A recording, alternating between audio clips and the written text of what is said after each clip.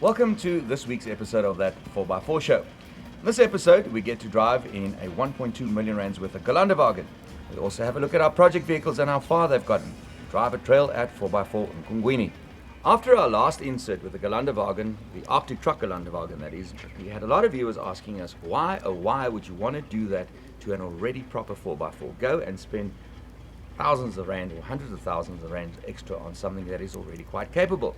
Well, I sent Mr. T off to go and find out why and report back and tell us why. And that's right, Tombeni. That is why I traveled all the way to Limpopo, Serendipity Eco Trials, and I bought a little Benz. It started its life as a bog standard G300 Professional, which nowadays retails for 1 million rand. For that money, you would get a 4x4 that was developed for military use, so it's extremely rugged. The G300 is powered by Merc's widely used 3-litre V6 turbodiesel engine, mated here to a 5-speed automatic gearbox.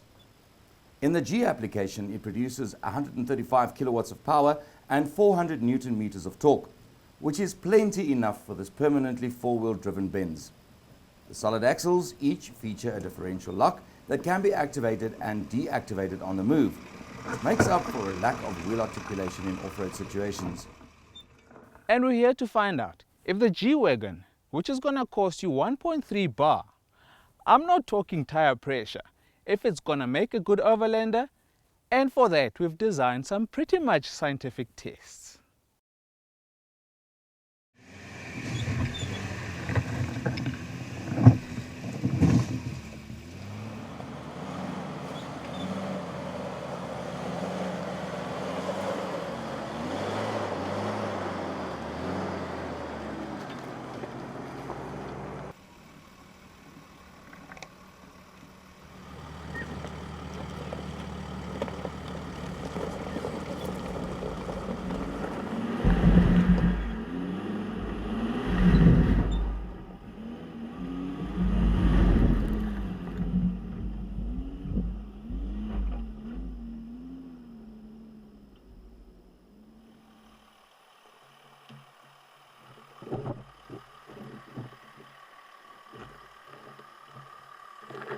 Sticking to some of Serendipity's rougher tracks, Mr. T and the big-wheeled Benz breezes up the Limpopo mountain.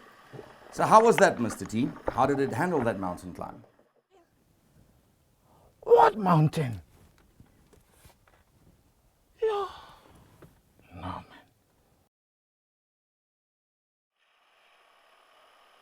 While Tumela drives over every big rock that he can find, let me tell you about the extra 4x4-ness of this Arctic conversion.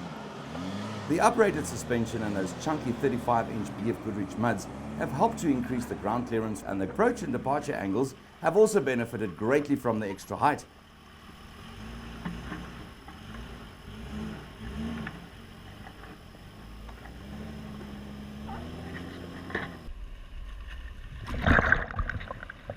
Wading depth is another major plus point. Standard G300 is rated at 600 millimeters, but this Arctic truck conversion can do almost 950 millimeters. The bigger wheels have affected the gear ratio slightly, but you have to be nitpicking to really notice it. And there were times where a good old manual gearbox would have been preferential in the tight technical tests. But overall, the torquey engine, the locking diffs, the massive clearance and the grip from the BF Goodrich tires really is impressive. But let's hear what Mr. T has to say. So, Mr. T, can this 35-inch Benz do extreme 4x4?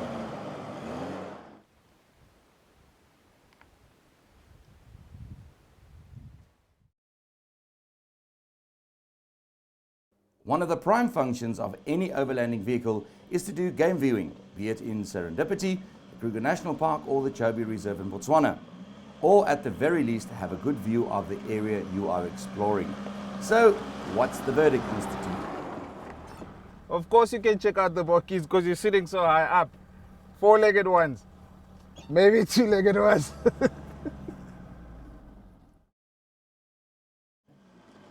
If you travel overland, you will need to refuel at some stage. And in this Benz, it's going to be reasonably often because it drinks about 20 liters of diesel every 100 kilometers. So, Being all fancy and expensive, can this Benz drink 500 ppm diesel when there is no 50 ppm available in the African town of Klein Frikkiese Oomplaas aan die berg between somewhere and nowhere?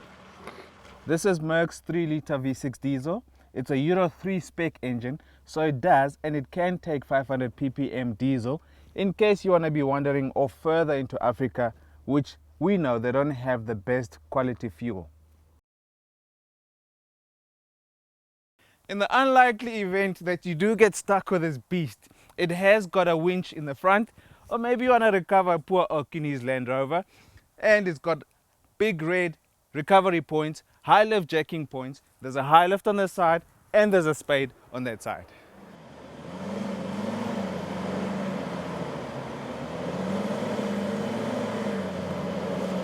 By the look of things though, you do pretty well to get stuck in the first place. You've got all those lockers activated. Self-sufficiency, I mean, this thing has got everything. It's water tanks here, and I'm sitting over 40 liters of fuel. There's ample space inside. So really speaking, in terms of that, the only thing that's going to limit you is the size of your wallet. Oh yes, it can. Although on-road comfort was not a massive consideration when Mercedes engineers designed the workhorse Gelandewagen, it's a reasonably comfortable and powerful ride. Although the Benz is way more powerful and a lot more imposing, it is a bit like overlanding with a Land Rover Defender, where the journey is as much part of the adventure as the destination itself. What do you think, Mr. T? You can do 120 on a tar surface very easy and comfortably, and trust me, the G-Wagon is just as comfortable on a gravel road. Right, so Tumelo has driven off-road, on-road, through water, over rocks, have checked out bookies, reached new heights and stared at an engine. So what's your final verdict? We're done with the scientific tests. The 35-inch Arctic truck Gelandewagen can take it any day. It's a perfect overlander. It's a dream machine. But now that I think about it, this was a military spec vehicle. So maybe there's just one more test we can do. And Bichana one, just one more test. 4x4 in Kongwini is about between 40 and 45 minutes drive from Pretoria, of course depending on what and how you're driving. This is an awesome training facility, and it also features two incredibly beautiful eco trails with some incredibly testing obstacles, and I can attest to that. The 4x4 Kongwini Trail is situated a rock's throw from the Bronkhorstbaai Dam, and it features a variety of interesting challenges. The route kicks off with a basic academic track with 12 obstacles. What is really unique here is the fact that each of the 12 obstacles features a detailed "do it like this" guideline. This is especially handy for 4x4 newbies who don't necessarily want to look like a newbie by getting stuck or want to ask the help of the instructors around every corner.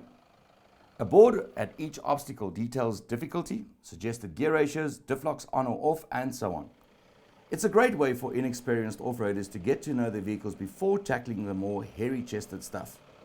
Not that all the obstacles on this training section are easy. There's a deep water crossing and some rocks to conquer, so it's no walk in the park. From the training track, you can head towards the Advanced Academy track. Along the way, you'll find the short suspension track. You can get to grip with your 4x4's handling in the rough. This is also a good exercise for most 4x4 owners, because you'd be amazed how the handling of your 4x4 is affected by a rooftop tent or even just a bull bar.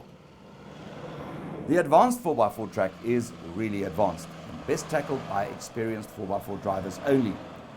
Our Fortuner, stock standard, except for the mud terrain tyres and the fact that we removed the side steps, had a real workout here. I managed to beat the Toyota on its rear axle on one of the steep climbs. You need more momentum to get up here, but then you also need a replacement front bar. Otherwise, pieces of plastic are going to find permanent residency here.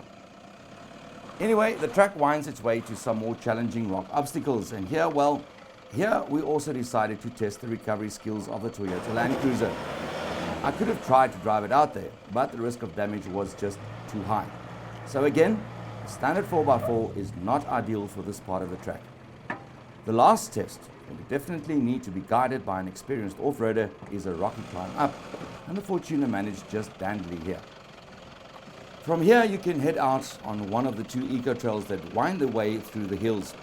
In places there are some challenges to conquer, but after you've completed the Advanced Academy track, these will hardly cause a moment's sweat. The Dam View Trail eventually leads you to, well, the Dam View, from where you can check out the Bronkhorstbaai Dam. Back at the base, the facility also has a Lapa where 4x4 driver training is conducted. If you want more information on 4x4 Kongwini, check out our Facebook page. You Jeep lovers out there might have been wondering, so what's happened to our little Jeep Rubicon? Well, this week it went for a visit to Rob Green Motorsport for a Stage 1 conversion to the motor. With the Jeep Wrangler project now quickly nearing completion, there was one last major pit stop it had to make. And this was at Rob Green Motorsport in Randburg. The company does all kinds of go-faster conversions, but they are particularly well known for their supercharger conversions, like turning a humble Toyota Prado V6 into a fire-breathing monster contraption. Gary dropped off the Jeep at RGM's HQ and handed the keys over for a Stage 1 engine conversion. This entails a new exhaust system as well as a unique chip that should see a reasonable increase in horses, compensate for the bigger 35-inch Mickey T wheels. But first things first, to kick off the process, the Jeep is strapped onto the fancy and advanced Dustec dyno. Here the technician checks all the sensors and the actual output of the 3.6 V6 Pentastar before the new parts are fitted and the Jeep makes its way back onto the dyno for a final tune. And the news is the power on the wheels, and when it is recalculated, the power on the flywheel is 201 kilowatts. Not far off the standard engine's claimed 209 kilowatts. Next week we will find out how many horses the RGM spin doctors were able to add to the V6 engine's arsenal. This Hilux has got more tricks up its sleeve than David Copperfield. Meet one of the biggest and most imposing Toyota Hilux buckies you'll ever find anywhere in the world. Built by Gary Swemmer at the four-wheel drive trucking company, with lots of development work done by Gary's friend and the owner of the bucky, Hansi Kutsia, who also happens to be an engineer, this Hilux was primarily used as a development vehicle.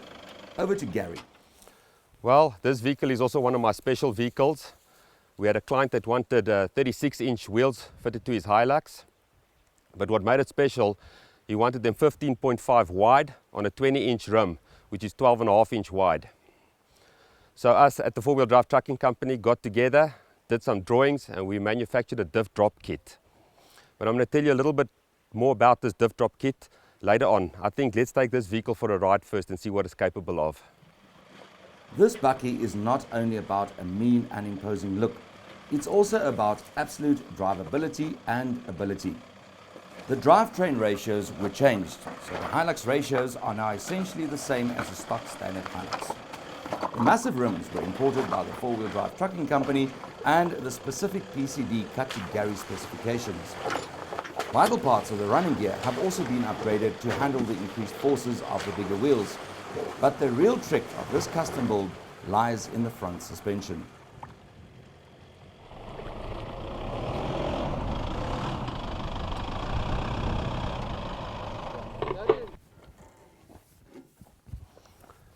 Well, you've seen this car in our TV advert and you've seen how big it is compared to an original one. Alright, what we've done over here, we've got a diff drop kit. This drops the diff 5 inches down and brings the diff 45 millimeters forward. With this all in place, we had to obviously make the front prop shaft slightly longer. We didn't make the prop shaft longer, we just added a spacer between the prop shaft and the differential. With this conversion, the side shafts are all running now evenly and straight. We've also reinforced the hubs and lengthened them, and then also the steering rack also gets reinforced. We put in a stronger side shaft, one that we've manufactured ourselves as well, to accommodate these big wheels when they start spinning. These four-wheel drive trucking rims as well are extremely strong and can handle any terrain, anything you throw at it. They will never crack or break. Over and above the 5-inch diff drop lift we've given this vehicle, we've put in an additional 2-inch suspension from TJM. So this vehicle has now a complete 7-inch lift. Whenever you lift a Hilux, you've always got a caster problem. And with this suspension that we've developed now, we've got the caster to 3.5 degree, which is spot on with big wheels like this. Gary and Hansi have spent a considerable amount of time and an undisclosed amount of money to get this massive bakkie handling and driving like a stock standard one. The results are truly spectacular. Truth be told, a stock standard Hilux bakkie just never is the same again after you've driven this monster. So there I was, playing with the remote for the Bush TV. I think it's time for Tumelo to decide whether he wants to go big or go home. Here we are at Rhino Park, and that little bit bitch on a surprise we had for the G-Wagon. Here it is, a Panzer KF47. Jeez, Mr. T, I think you and we need to have a pep talk about sizes. That thing is massive. Anyway, let me tell you more about the KF47. This armored troop carrier is built in a factory east of Pretoria, and it is based on an Iveco Tecto 4x4 truck chassis. The entire Iveco drivetrain is used as is, so the KF47 is powered by an inline 6-cylinder turbo diesel engine producing 179 kilowatts of power at 2,700 RPM and 810 Newton meters of torque from just 1,200 RPM. With all that grunt, the Panzer KF47 should be really quick, right? Well, no. With all the armor, it tips the scale even when it is empty at a rather hefty 8 tons. And moving around 8 tons at any kind of pace is no mean feat. I had to do squats for me to get inside this thing. The dashboard is all Iveco, but the Panzer engineers have added a 6-speed automatic gearbox to the package, which makes driving this beast much easier. Talking about driving, the cabin looks void of any creature comforts. Inside the cabin, it's bare. There is nothing. Just 11 seats for your chummies if you want to go bundu bashing. No carpet, no DVD screen, not even electric windows, but just these gun thingies. But it does have a super cool, duper aircon system. So I'm wondering what on earth Mr. T has in mind. What a perfect comparison for the G-Wagon. I mean, the Panzer's got 3 locking diffs, it's got an auto box, weighs about 8 tons, $3 million. So Mr. T is a man with a plan, and here's his plan. He has devised a testing route over a few hundred meters for the 2 military-based 4x4s, taking in some very large ditches, fast gravel sections, and also a section of soft sand. Driving the big Panzer is Henny Pieter Hansel van der Merwe, who works at N4 Trucks that manufacture the KF47. And piloting the 35-inch Mercedes Gelandewagen is Benny Sarel van Rensburg, who sells Gelandewagens, and he learned some of his 4x4 tricks from Sarel van der Merwe himself. Right, so let's settle this deal then. And first up is Mr. Pieter Hansel in the 8-ton armored vehicle. And off he goes.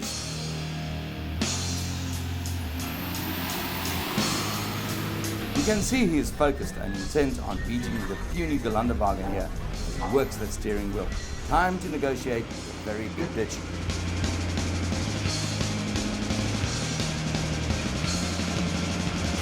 The massive 20-inch wheels, well, they hardly notice that ditch.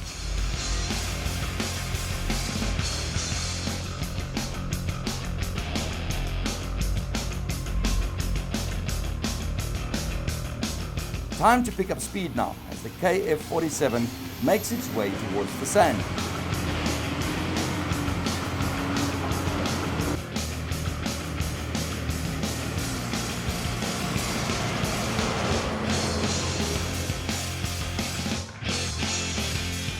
Henny is still in it to win it as he manhandles the 8-ton armored vehicle through the thick sand.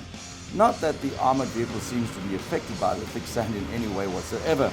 It just forges on regardless, with Henny working the steering wheel hard.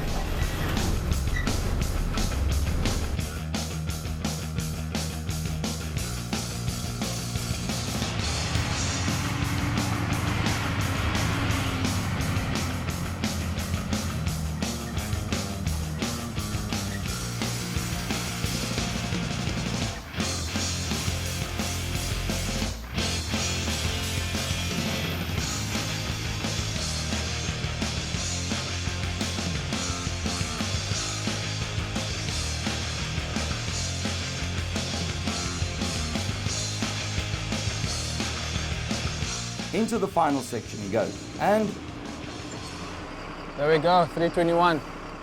3, 2, 1, go! over to Benny and the Gelandewagen, which suddenly seems very small compared to that armored machine. And clearly the Mercedes man has his Sadel van der Merwe hat on as he hammers the Gelandewagen towards the first obstacle.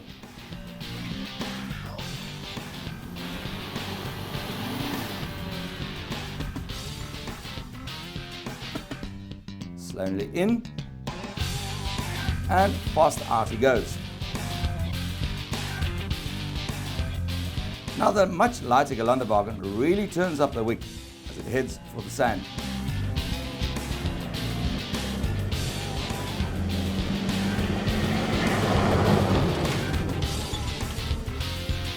And with Benny not holding back one bit, his 35-inch BFGs displace lots of cubic meters of sand.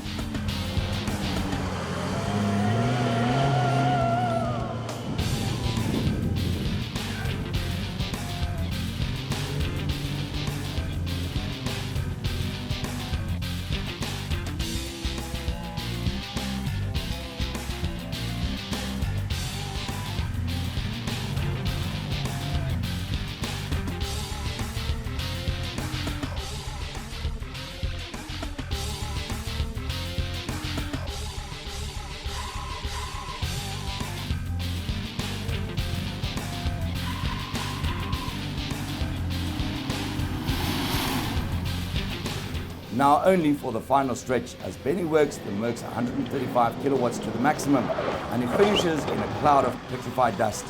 And the time is 2:14. And the obvious winner is the Merc as it blasted its way around our test track. But then again, if you are driving through an area with groups of really unfriendly people brandishing automatic weapons, would you rather be in the Mercedes or in the Panzer KF-47? Okay, Benny, now it's time for the ballistic test. Geez, Henny, I'd love to. My wife just gone. I've got to get home now. Well, folks, unfortunately, that's all we have time for this week. You need to speak to myself and Tumelo. You can find us right here. Otherwise, on our Facebook page, that 4x4 show.